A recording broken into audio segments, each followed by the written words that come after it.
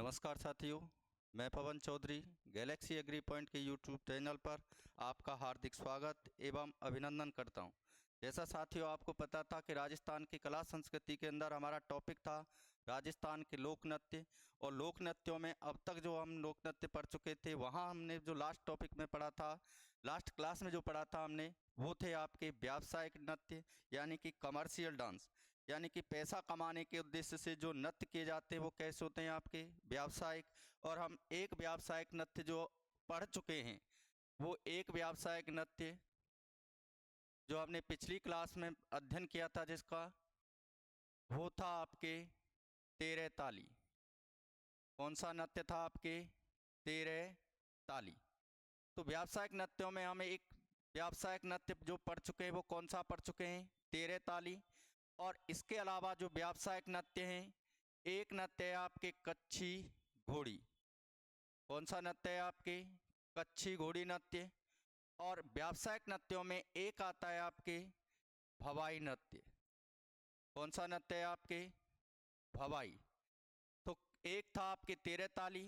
इस तेरह ताली नृत्य को हम पिछले वीडियो में पढ़ चुके हैं, पिछली क्लास में पढ़ चुके हैं।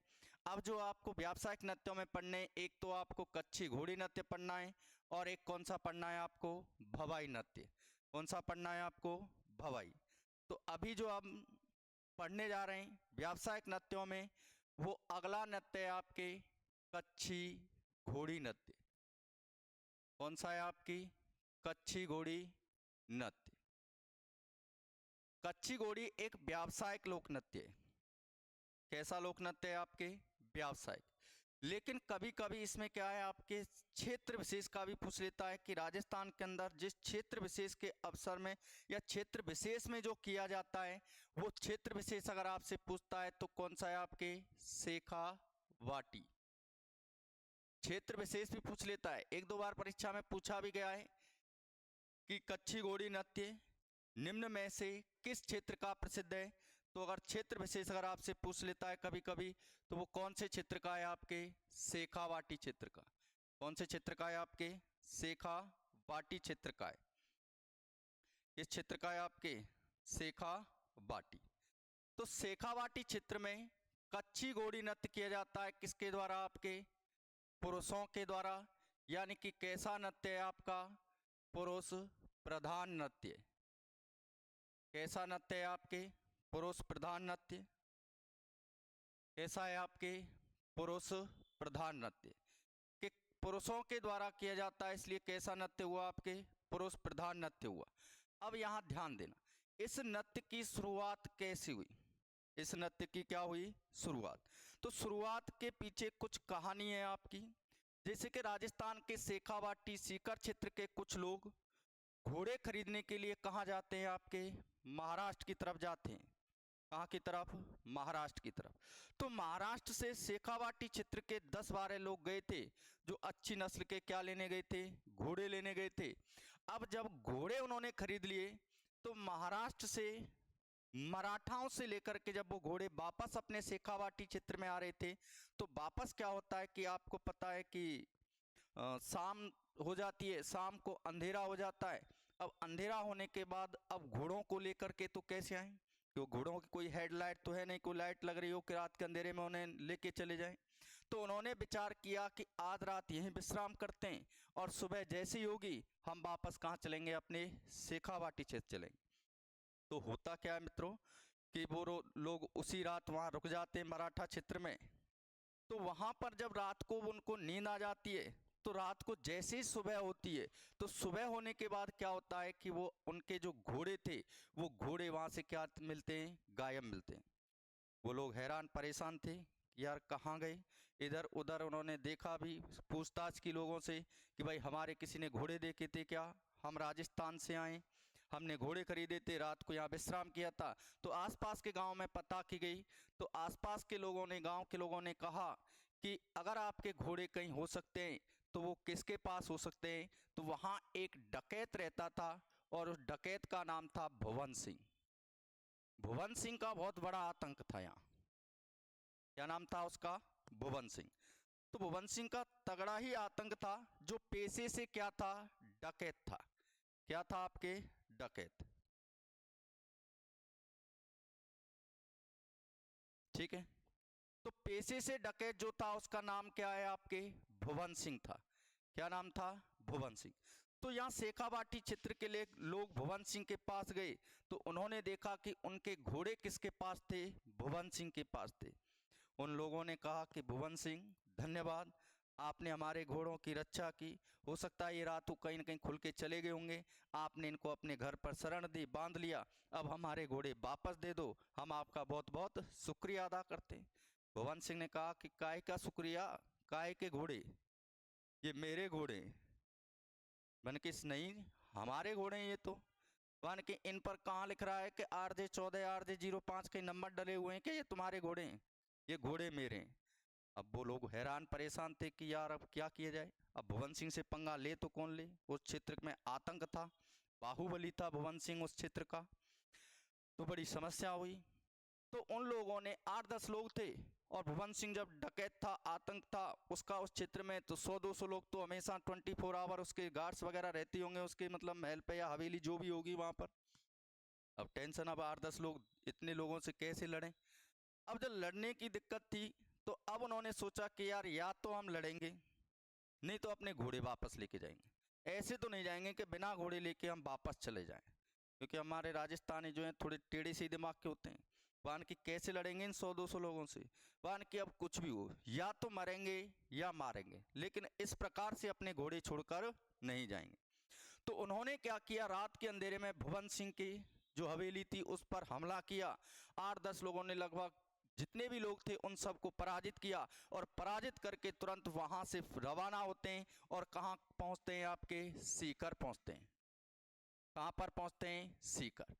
तो शेखावाटी क्षेत्र के लोगों का मराठाओं के साथ, किसके साथ, मराठाओं के साथ जो युद्ध हुआ था, और उस युद्ध में शेखावाटी क्षेत्र के लोगों की क्या हुई थी, जीत हुई थी।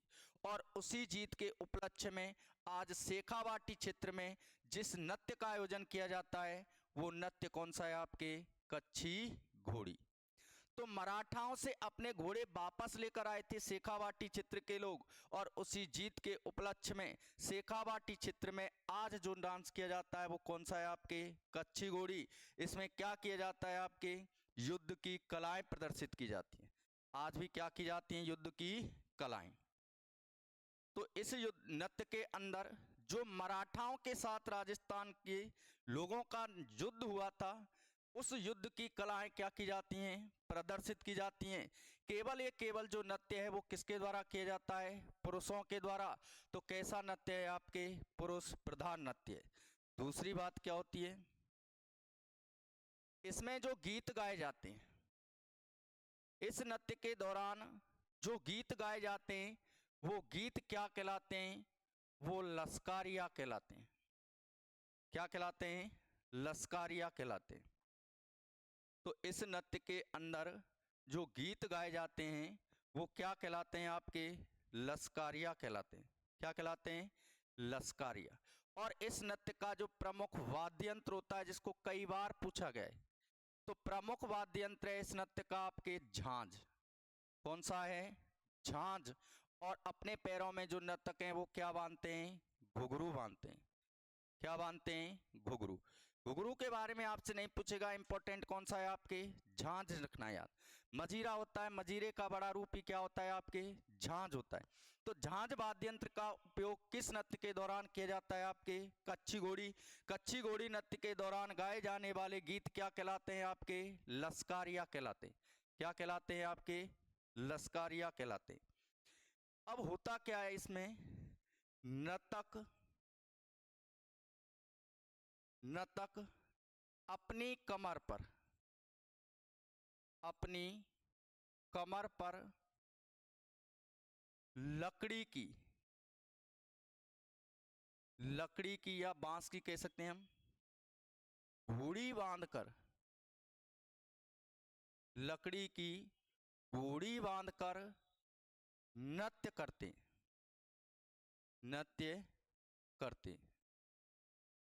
तो जो नर्तक होते हैं वो अपने शरीर पर एक लकड़ी की नकली घोड़ी होती है, उस घोड़ी को अपने अंदर फंसा लेते हैं। चार चार पुरुषों की दो दो पंक्तियां होती हैं और वो आपस में इस प्रकार से युद्ध का आभास कराते हैं, जिस प्रकार से उनका जो युद्ध मराठाओं के साथ हुआ था, उसी युद्ध का आभास किस नृत्य के दौरान कराया जाता है? आपके शेखावाटी नृत्य के दौरान। अब एक बार जेल प्रहरी परीक्षा में पूछा था कि कच्ची घोड़ी नृत्य में जो लकड़ी की नकली घोड़ी होती है, उस नकली घोड़ी को क्या कहते हैं? तो उस नकली घोड़ी को कहा जाता है आपके चितलाई। क्या कहते हैं उसको? चितलाई। याद रखना है इसको, जेल वार्डन में पूछा गया था आपके कि नर्तक लकड़ी की जो नकली घोड़ी बांध कर नृत्य करते हैं कच्ची घोड़ी नृत्य में, उसको क्या कहा जाता है? तो उसको चितलाई कहा जाता है। इस नृत्य के दौरान जो गीत गाए जाते हैं वो क्या कहलाते हैं? आपके लश्कारिया कहलाते हैं। जिस वाद्य यंत्र का उपयोग किया जाता है वो कौन सा है? आपके झांझ। और दूसरा कौन सा है? आपके घुघरू। कैसे किया जाता है? नर्तक अपनी कमर पर लकड़ी की घोड़ी बांधकर क्या करते हैं? नृत्य करते हैं। उस नकली घोड़ी को क्या कहते हैं? हम चितलाई कहते हैं। क्या कहते हैं? चितलाई कहते हैं। ठीक है। अब इसकी विशेषताओं की बात करें, यहां तक आप स्क्रीनशॉट ले लो आप।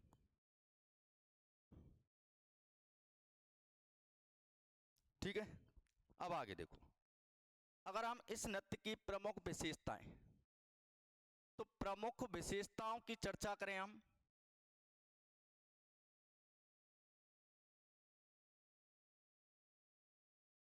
यानी कि चार चार पुरुषों की दो पंक्तियां होती हैं।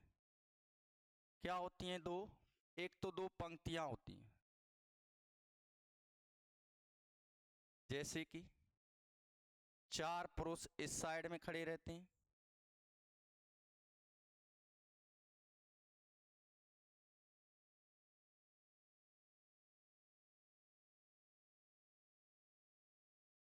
चार पुरुष आपको इस साइड में मिलेंगे,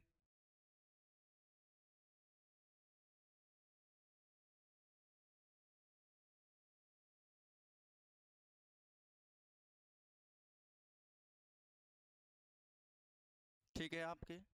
तो क्या होता है इसमें? पहली विशेषता, चार चार पुरुषों की दो पंक्तियां होती हैं। चार चार पुरुषों की क्या होती हैं? आपकी दो पंक्तियां होती हैं। युद्ध की कला का प्रदर्शन किया जाता है। युद्ध की कला का प्रदर्शन किसका प्रदर्शन किया जाता है? आपके युद्ध की कला का प्रदर्शन किया जाता है। यह नृत्य पैटर्न बनाने की कला पर आधारित है। पैटर्न बनाने की कला पर आधारित। तो आपसे पूछेगा कि पैटर्न बनाने की कला पर आधारित कौन सा नृत्य है आपके? तो कौन सा है आपका? कच्ची घोड़ी। यानी कि चार चार पुरुषों की दो पंक्तियां होती हैं, मुख्य नर्तक बीच में होता है, पास में क्या करते हैं ये लोग? आपस में एक दूसरे के नजदीक आते हैं, एक दूसरे से युद्ध का आभास कराते हैं और एक दूसरे से क्या जाते हैं? ये दूर जाते हैं। यानी कि इसमें फूल के खिलने व बिगड़ने का भी आभास होता है। फूल के खिलने व बिगड़ने का आभास होता है। क्या होता है आपके? आभास होता है। यानी कि ऐसा लगता है कि जो मुख्य नर्तक होता है वो बीच में होता है आपके, चार चार पुरुषों की दो दो पंक्तियां होती हैं, वो एक दूसरे के पास आते हैं और एक दूसरे से क्या जाते हैं? दूर जाते हैं। तो ऐसा लगता है जैसे फूल क्या हो रहा है? बंद हो रहा है और क्या हो रहा है? आपके खिल रहा है। तो फूल के खिलने व बिगड़ने का आवाज जिस नृत्य के अंदर होता है वो कौन सा नृत्य है? आपके कच्ची घोड़ी। तो कच्ची घोड़ी नृत्य की प्रमुख विशेषता के बारे में, चार चार पुरुषों की दो पंक्तियां होती हैं, ठीक है ना। ये इस प्रकार से दर्शा रखा है। युद्ध की कला का प्रदर्शन किया जाता है कि शेखावाटी क्षेत्र के लोगों का जो मराठाओं के साथ युद्ध हुआ था उस युद्ध का आभास कराया जाता है इस नृत्य के दौरान। यह नृत्य पैटर्न बनाने की किस पर आधारित है, आपके कला पर आधारित है, और फूल के खिलने और बिगड़ने का क्या होता है इसमें आभास होता है। तो आप इसकी प्रमुख विशेषता का स्क्रीनशॉट लो।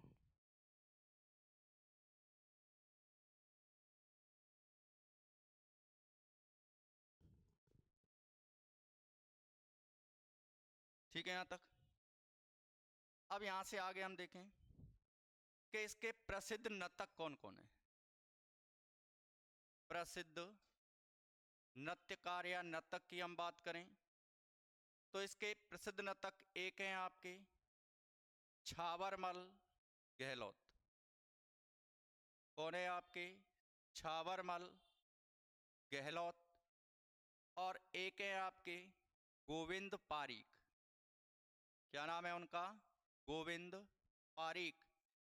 छावरमल गहलोत कहाँ के रहने वाले हैं आपके, छावरमल गहलोत रहने वाले हैं आपके जोधपुर के। और अगर आपसे पूछे गोविंद पारीक कहाँ के रहने वाले हैं तो ये रहने वाले हैं आपके निवाई। और निवाई कहाँ पर है आपकी, टोंक। तो निवाई टोंक के हैं आपके गोविंद पारीक। और जोधपुर के रहने वाले कौन है आपके छावरमल गहलोत। यह नृत्य तेज गति में किया जाता है। तेज गति में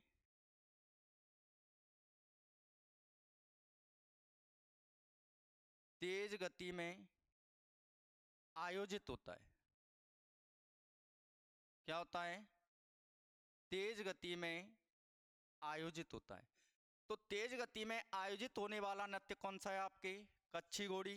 कच्छी घोड़ी नृत्य के प्रसिद्ध नर्तक कौन है आपके छावरमल गहलोत। और कौन है आपके गोविंद पारीक। और कैसे आयोजित होता है, तेज गति में आयोजित होता है।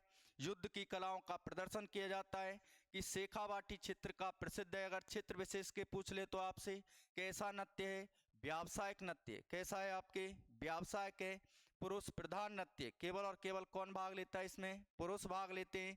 जो इस नृत्य के दौरान गीत गाए जाते हैं वो क्या कहलाते हैं, लश्कारिया कहलाते हैं। इस नृत्य के दौरान जिस वाद्यंत्र का प्रयोग किया जाता है वो वाद्यंत्र कौन सा है आपके झांझ है। प्रमुख वाद्यंत्र कौन सा है, झांझ।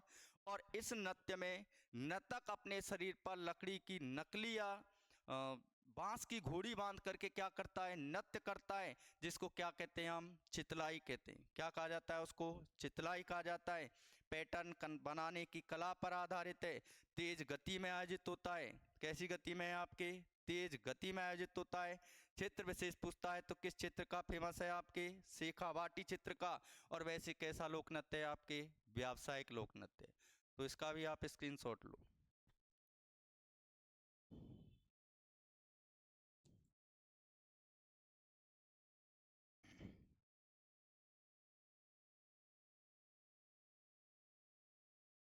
ठीक है यहाँ तक। अब आप व्यावसायिक नृत्यों में एक था आपके तेरह ताली, एक कच्छी घोड़ी।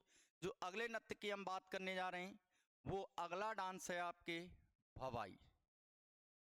कौन सा नृत्य है आपके, भवाई नृत्य।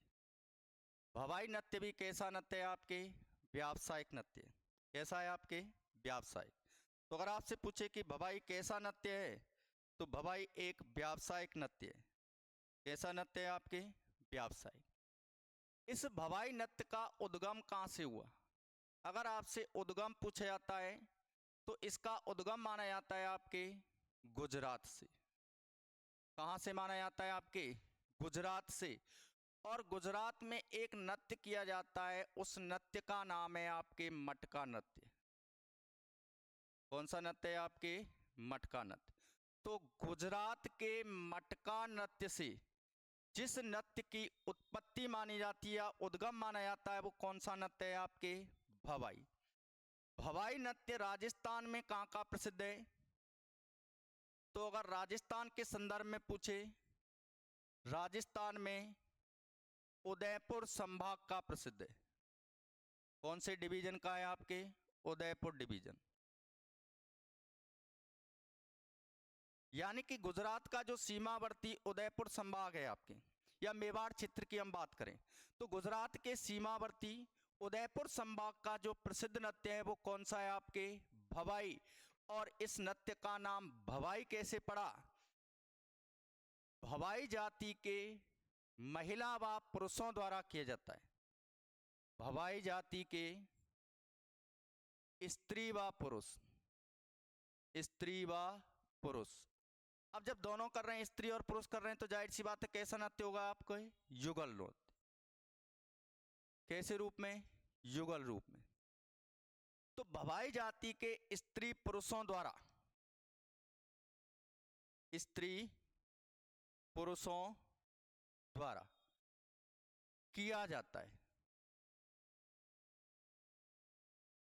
वैसे अगर आपसे पूछे तो ये मूलतः तो कैसा नृत्य है आपके, मटका नृत्य। कैसा नृत्य है आपके, मटका। यानी कि सिर पर मटके रख करके नृत्य किया जाता है। और इस मटका नृत्य का उद्गम कहाँ से हुआ था? गुजरात से हुआ था। अब राजस्थान में कहाँ का प्रसिद्ध है? तो उदयपुर संभाग का प्रसिद्ध है। राजस्थान के अंदर भवाई जाति के स्त्री पुरुषों के द्वारा युगल रूप में किए जाने के कारण कौन सा नृत्य हुआ? इसका नाम क्या पड़ा आपके? भवाई नृत्य पड़ा। क्या पड़ा आपके? भवाई। वैसे अगर आपसे पूछे तो कैसा नृत्य है आपके? एक मटका नृत्य है। कैसा नृत्य है आपके? मटका। सबसे इंपॉर्टेंट जो कई बार परीक्षा में पूछा गया है कि भवाई नृत्य के प्रवर्तक पूछता है, कई बार पूछा है अलग अलग परीक्षा में। तो भवाई नृत्य के अगर आपसे प्रवर्तक पूछता है तो वो है आपके बाघोजी जाट, या कहीं कहीं आपको इनका नाम मिलेगा नागोजी जाट। कहाँ के रहने वाले हैं ये रहने वाले हैं आपके केकड़ी। कहाँ के रहने वाले हैं आपके? केकड़ी के रहने वाले हैं। और केकड़ी कहाँ पड़ता है आपके? अजमेर के अंदर। केकड़ी कहाँ पर है आपके? अजमेर। हालांकि केकड़ी अब ब्यावर के अंदर है, और ब्यावर से भी अलग होकर के क्या बन गया है? केकड़ी एक नया डिस्ट्रिक्ट बना दिया गया है। ब्यावर बनाया गया अजमेर से अलग करके, और एक कौन सा बनाया गया है आपके? केकड़ी। तो केकड़ी पहले कहाँ पर आता था आपके? अजमेर। वहाँ के रहने वाले थे बाघोजी जाट, या इनको हम बोलते हैं नागोजी जाट, जो इस नृत्य के क्या माने जाते हैं आपके? प्रवर्तक माने जाते हैं। तो ये कई बार परीक्षाओं में सवाल पूछा है कि भवाई नृत्य के प्रवर्तक कौन है? तो कौन है आपके? बाघोजी जाट है। तो यहाँ तक स्क्रीनशॉट लो इसका।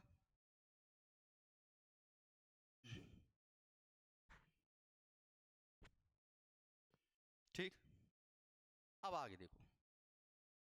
भवाई नृत्य में होता क्या है कि इस नृत्य में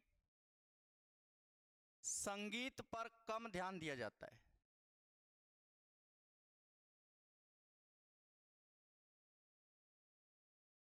यानी कि जो संगीत बजता है ना, उस पर तो कम ध्यान दिया जाता है, एवं साहसिक गतिविधियों पर,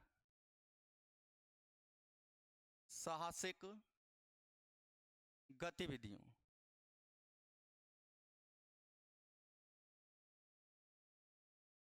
साहसिक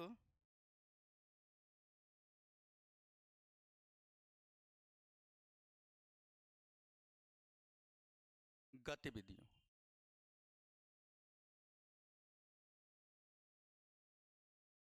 साहसिक गतिविधियों की हम बात करें, जैसे कि करतब होते हैं, करतब।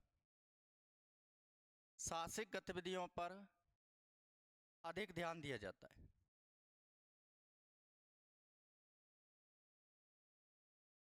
अधिक ध्यान दिया जाता है।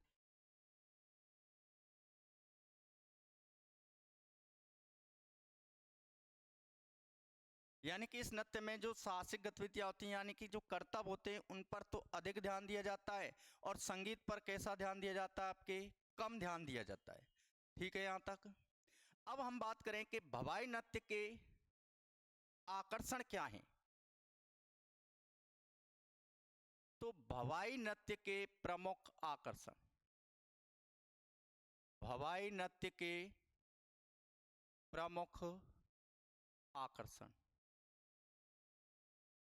कि भवाई नृत्य के क्या क्या आकर्षण हैं, क्या क्या कलाएं आपको देखने को मिलती हैं इसमें। जैसे कि तलवार पर नाचना,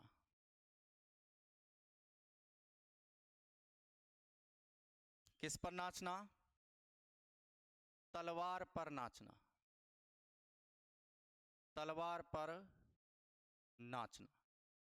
आपने तलवार तो देखी होगी, तो तलवार की जो मूठ होती है उसमें अपने पैरों को नर्तककार फंसा लेता है और उन पर क्या करता है, नृत्य करता है, यानी कि तलवार पर नाचना। दूसरा, थाली के किनारों पर नाचना,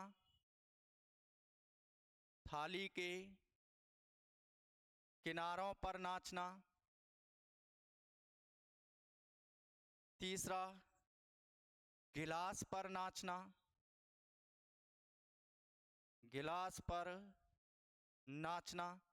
गिलास देखा होगा आपने, थाली देखी होगी, तो थाली के किनारों पर नाचना, गिलास पर नाचना, तलवार पर नाचना। और मुंह से रूमाल उठाना, मुंह से रूमाल उठाना, मुंह से क्या उठाना, रूमाल उठाना, मुंह से क्या उठाना, रूमाल उठाना। जैसे कि सिर पर 7-8 मटके रखे हुए हैं, कितने मटके रखे हुए हैं, 7-8 मटके रखे हुए हैं। जैसे समझिए आप, ये कोई नर्तककार है, अब इसके सिर पर क्या रखे हुए हैं, कई सारे मटके रखे हुए हैं। मटके गिरने भी नहीं चाहिए, क्या नहीं होने चाहिए, गिरने नहीं चाहिए। और गिरने नहीं चाहिए तो इस प्रकार से क्या करता है कि जैसे कि मुंह जमीन पर पड़े हुए किसी रूमाल को क्या करना है, मुंह से उठाना है। कैसे उठाना है, आपके मुंह से उठाना है। तो यही इस नृत्य की क्या है, चमत्कारता है। यही क्या है इस नृत्य की चमत्कारता। और आपसे पूछेगा भी कि कौन सा नृत्य अपनी चमत्कारता के लिए प्रसिद्ध है, तो वहां आपको क्या कहना है, आपके भवाई नृत्य। तो सुनना, मैं नोट डाल के लिख देता हूं, पूछा भी गया क्वेश्चन है, यह नृत्य, यह नृत्य अपनी चमत्कारिता के लिए प्रसिद्ध है, अपनी चमत्कारिता के लिए प्रसिद्ध, के लिए प्रसिद्ध। तो राजस्थान का कौन सा नृत्य अपनी चमत्कारिता के लिए प्रसिद्ध है, अगर आपसे पूछे तो कौन सा है, आपके भवाई है। कौन सा डांस होगा, आपके भवाई डांस। ठीक है, तो ये नृत्य किसके लिए प्रसिद्ध है, आपकी चमत्कारिता के लिए। इस नृत्य में संगीत पर तो कम ध्यान दिया जाता है, जो साहसिक गतिविधियां होती हैं, जो कर्तव्य होते हैं, उन पर अधिक ध्यान देते हैं नर्तक। और इस नृत्य के आकर्षणों की चर्चा की जाए तो जैसे कि नर्तककार के द्वारा तलवार पर नाचना, थाली के किनारों पर नाचना, गिलास पर नाचना, मुंह से रूमाल उठाना, क्या करना, मुंह से रूमाल उठाना। और मैं बात करूं, नंगे पांव, नंगे पांव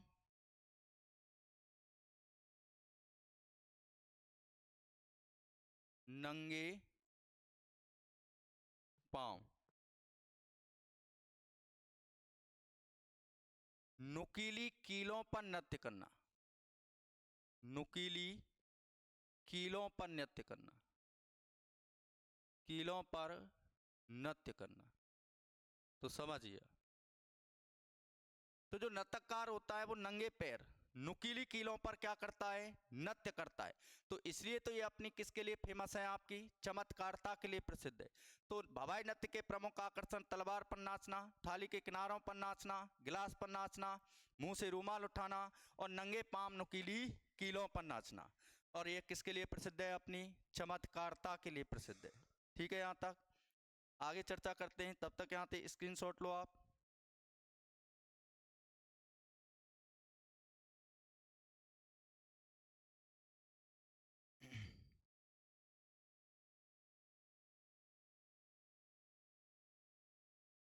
ठीक है, यहाँ तक अगर हम बात करें कि भवाई नृत्य के प्रसिद्ध नर्तक कौन है, प्रसिद्ध नर्तकों की हम बात करें तो प्रसिद्ध नर्तककार अगर आपसे पूछता है तो सुनिए, एक नाम आपको याद रखना है, अस्मिता काला। क्या नाम है आपकी? अस्मिता काला। एक नाम आपको याद रखना है, श्रेष्ठा सोनी। श्रेष्ठा सोनी। एक नाम याद रखना आप, पुष्पा व्यास। क्या नाम है आपकी? पुष्पा व्यास, श्रेष्ठा सोनी, अस्मिता काला। अगर इनकी मैं चर्चा करूं कि क्या प्रसिद्धि दिलाई इन्होंने, तो अस्मिता काला का दो बार Limca book of world record, Limca book of world record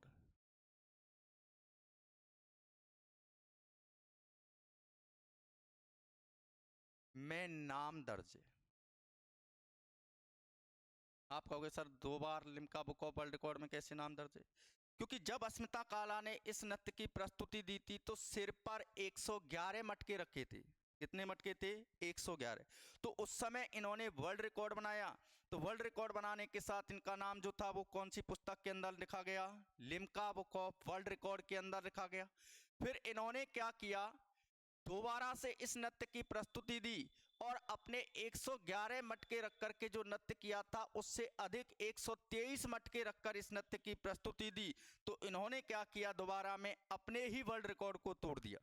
अपने ही वर्ल्ड रिकॉर्ड को क्या किया? तोड़ दिया। तो जब अपने वर्ल्ड रिकॉर्ड को तोड़ा गया तो 2 बार Limca book of world record में क्या दर्ज किया गया? इनका नाम। शुरुआत में कितने 11 मटके रखे? 111 मटके रखे थे। तो उस समय क्या दर्ज किया गया था? इनका नाम Limca book of world record में। फिर इन्होंने अपने ही नृत्य की जब दोबारा प्रस्तुति दी इस नृत्य की, तो दोबारा में 123 मटके रखकर इस नृत्य की प्रस्तुति दी। इन्होंने स्वयं अपना ही रिकॉर्ड तोड़ा। फिर दोबारा से Limca book of world record में क्या दर्ज किया गया? इनका नाम दर्ज किया गया। तो 2 बार Limca book of world record में नाम दर्ज कराने वाली जयपुर की रहने वाली है आपकी अस्मिता काला। श्रेष्ठा सोनी। श्रेष्ठा सोनी की बात करूं तो इन्हें लिटिल वंडर की उपाधि दी गई। लिटिल वंडर की उपाधि। इनका संबंध उदयपुर से है श्रेष्ठा सोनी का, और श्रेष्ठा सोनी को भवाई नृत्य के लिए लिटिल वंडर की उपाधि दी गई। और पुष्पा व्यास की मैं अगर बात करूं तो ये प्रथम भवाई नर्तक महिलाएं, प्रथम भवाई नर्तक महिला। ठीक है, कहाँ की हैं आपकी? राजस्थान की। तो राजस्थान की प्रथम भवाई नर्तक महिला जिनका संबंध कहाँ से? आपके जोधपुर से है। श्रेष्ठा सोनी का संबंध उदयपुर से। अस्मिता काला कहाँ की रहने वाली हैं? आपकी जयपुर की रहने वाली हैं। और नृत्यांगनाओं की मैं बात करूं, और है आपकी एक नृत्यांगना है आपकी वीणा। कौन है आपकी? वीणा। वीणा के द्वारा 63 मंगल कलश, 63 मंगल कलश रखकर नृत्य किया गया, नृत्य किया गया। और वीणा जो निहाल अजमेरा की पौत्री थी, उनकी नातिनी थी वीणा, उनके द्वारा 63 मंगल कलश रख करके जो नृत्य किया गया, तो उस नृत्य को नाम दिया गया आपके ज्ञानदीप नृत्य। कौन सा नृत्य दिया गया? ज्ञानदीप नृत्य। कौन सा नृत्य नाम दिया गया? ज्ञानदीप नृत्य। तो ये भी आपको याद रखना है कि ज्ञानदीप नृत्य की प्रस्तुति किसके द्वारा दी गई थी? वीणा के द्वारा दी गई थी। अस्मिता काला का नाम 2 बार Limca book of world record में दर्ज हो चुका है। लिटिल वंडर की उपाधि से किसको नवाजा गया? श्रेष्ठा सोनी को नवाजा गया। पुष्पा व्यास कौन है? राजस्थान की पहली भवाई नर्तक महिलाएं जिनका संबंध जोधपुर से है। 63 मंगल कलश रख करके इस नृत्य की प्रस्तुति किसने दी? तो वो वीणा ने दी थी। और उस नृत्य को क्या नाम दिया गया? आपके ज्ञानदीप नृत्य। तो ये क्या थे इस नृत्य के प्रमुख नर्तककार? तो यहां तक क्लियर करो इसको।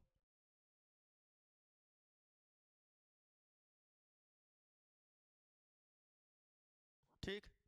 अब इसके अलावा कुछ एक नर्तक और हैं जिनका नाम भी कई बार परीक्षा में पूछा गया है, जैसे कि आपके एक हैं दयाराम भील। ये बहुत इंपॉर्टेंट नाम है, पूछा जा चुका है परीक्षा में। दयाराम भील, उदयपुर के रहने वाले हैं। तो पूछा था दयाराम भील का संबंध किस नृत्य से है, तो किससे है आपके, किससे है, भवाई नृत्य से। एक है आपके सांगीलाल सांगड़िया, सांगीलाल सांगड़िया। एक है आपके रूप सिंह शेखावत, रूप सिंह शेखावत। एक नर्तककार है आपकी तारा शर्मा, क्या नाम है, तारा शर्मा। एक नर्तककार है आपकी लांछी प्रजापति, क्या नाम है उनका, लांछी प्रजापति। तो देखिए दयाराम भील, सांगीलाल सांगड़िया, क्या नाम है, सांगीलाल सांगड़िया, रूप सिंह शेखावत, तारा शर्मा, लांछी प्रजापति। और एक अगर नर्तक की और बात करें तो स्वरूप कंवर, स्वरूप कंवर, जिसमें से दयाराम भील का नाम कई बार परीक्षा में आ चुका है। तो ये क्या है आपके अन्य नर्तक हैं। भवाई नृत्य के, भवाई नृत्य के नर्तक। तो अभी जो और नर्तक इससे पहले जो हमने बताए थे, वो एक का नाम वीणा बताया था, एक का नाम श्रेष्ठा सोनी, एक अस्मिता काला थी, एक पुष्पा व्यास थी, जो राजस्थान की क्या थी, प्रथम भवाई नर्तक महिलाएं। क्या थी आपकी प्रथम भवाई नर्तक महिला। ठीक है।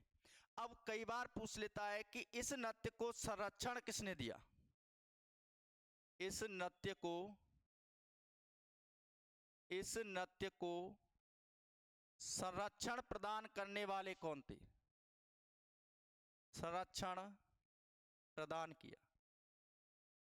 तो इस नृत्य को संरक्षण प्रदान किया था, वो किया था आपके भारतीय लोक कला मंडल,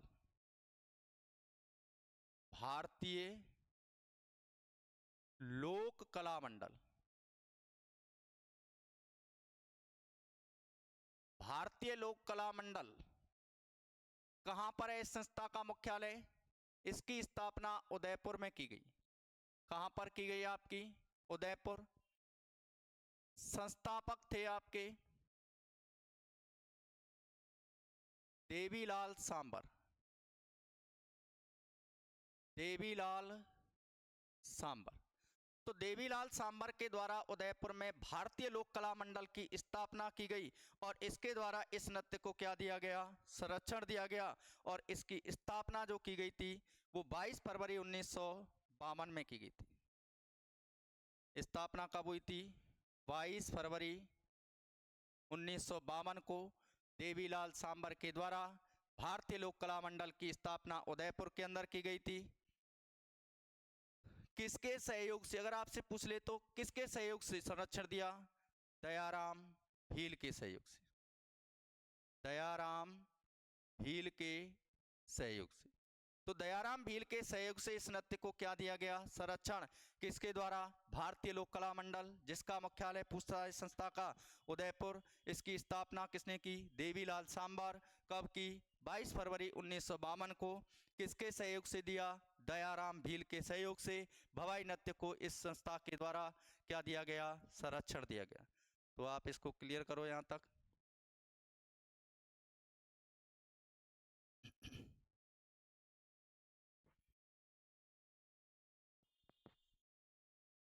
ठीक है। अब एक लास्ट चीज, भवाई नृत्य के अंदर एक लास्ट चीज बचती है, जिसे मैं नोट डाल के लिख रहा हूं। सुनिए कि भवाई नृत्य के ऊपर, भवाई नृत्य के ऊपर शांता गांधी के द्वारा, कौन थे आपके, शांता गांधी के द्वारा, शांता गांधी के द्वारा एक नाटक लिखा गया। और उस नाटक का नाम भी पूछा जा चुका है, वो है आपकी जसमा ओढ़न। नाम याद रखना है, क्या है आपके, जसमा ओढ़न। नाटक की रचना की गई, नाटक की रचना की गई। क्या की गई? रचना की गई। किसके द्वारा? शांता गांधी के द्वारा। किसके द्वारा की गई? आपकी शांता गांधी। तो शांता गांधी के द्वारा भवाई नृत्य के ऊपर एक नाटक की रचना की गई। उस नाटक का नाम क्या था आपके? जसमा ओढ़न। और इस नाटक के द्वारा ही भवाई नृत्य को राष्ट्रीय व अंतर्राष्ट्रीय ख्याति मिली थी। भवाई नृत्य को राष्ट्रीय व अंतर्राष्ट्रीय ख्याति मिली थी। अंतर्राष्ट्रीय ख्याति प्राप्त हुई। ख्याति प्राप्त हुई। तो याद रखना कि भवाई नृत्य को अंतर्राष्ट्रीय ख्याति किस नाटक की वजह से मिली थी? जसमा ओढ़न। और जसमा ओढ़न की रचना जो की थी वो किसने की थी? आपके शांता गांधी ने। किसने की थी? शांता गांधी। तो इसे फटाफट से क्लियर करो आप।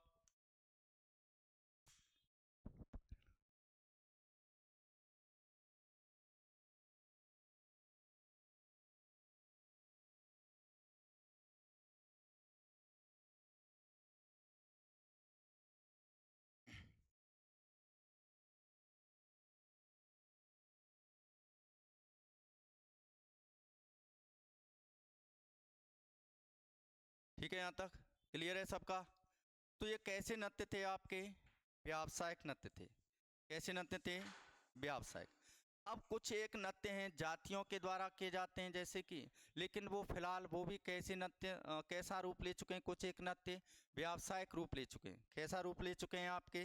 वो भी व्यावसायिक रूप ले चुके हैं। लेकिन अभी हालांकि उनको व्यावसायिक नृत्यों के अंदर नहीं पढ़ा जाता है आपके। तो अब जो आगे नृत्य स्टार्ट होने वाले हैं वो आगे नृत्य हम पढ़ेंगे इसी सीरीज के अंदर, जातीय नृत्य। कौन से पढ़ेंगे? जातीय नृत्य। तो आगे आने वाले नृत्य कौन से होंगे आपके? जातीय नृत्य। यानी जातीय विशेष के द्वारा किए जाने वाले नृत्य कौन से होते हैं? जातीय नृत्य। और जातीय नृत्य हम आगे आने वाली अगली क्लास में पढ़ेंगे इनको। यहाँ तक व्यावसायिक नृत्य आपके कंप्लीट थे। क्षेत्रीय लोक नृत्य हो गए, व्यावसायिक हो गए, ठीक है ना, सामाजिक और धार्मिक हो गए। अब जातीय और उसके बाद आपके जनजातीय नृत्य। ठीक है, तो धन्यवाद। और आपसे एक ही बात कहूँगा कि यार बार बार कहना पड़ता है कि आप हमारे YouTube channel Galaxy Agri Point Bharatpur को सब्सक्राइब और लाइक ज़रूर करें, ठीक है ना। इससे हमें थोड़ा मोटिवेशन मिलता है यार। आपका क्या जाता है बताओ? 0.19 सेकंड का समय लगता है। हम आशा करते हैं कि इसी उम्मीद के साथ कि आगे भी हमारी क्लासें जारी रहेंगी। अगली क्लास में हम जो चर्चा करेंगे वो कौन से नृत्य हैं? जातीय नृत्य। तो धन्यवाद। चैनल को सब्सक्राइब करना ना भूलें। नमस्कार।